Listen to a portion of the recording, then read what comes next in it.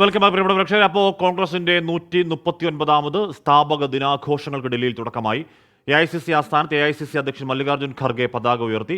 PCCകളിലും വിപുലമായ ആഘോഷങ്ങളാണ് സംഘടിപ്പിച്ചത്. നാഗ്പൂരിൽ കോൺഗ്രസിന് ശക്തി പ്രകടനവുമായി മഹാറാലി അല്പസമയത്തിനകം തുടങ്ങും. ഡൽഹി AICC ആസ്ഥാനത്ത് കോൺഗ്രസ് അധ്യക്ഷൻ മല്ലികാർജ്ജുൻ ഖർഗെ പതാക ഉയർത്തിയതോടെ രാജ്യത്തെമ്പാടും വിപുലമായ ആഘോഷങ്ങൾക്കാണ് കോൺഗ്രസ് തുടക്കം കുറിച്ചത്. AICC ആസ്ഥാനത്തെ ചടങ്ങിൽ രാഹുൽ ഗാന്ധി, പ്രിയങ്ക ഗാന്ധി, KC വേണുഗോപാൽ ഉൾപ്പെടെയുള്ള മുതിർന്ന നേതാക്കൾ പങ്കെടുത്തു. KPCC ആസ്ഥാനത്ത് കേക്ക് മുറിച്ചും കോൺഗ്രസ് പതാക ഉയർത്തിയും ആഘോഷം. ചടങ്ങിൽ AK ആന്റണി, VD സതീശൻ, ശശി തരൂർ, കൊടിക്കുന്നിൽ സുരേഷ് തുടങ്ങിയ നേതാക്കൾ പങ്കെടുത്തു.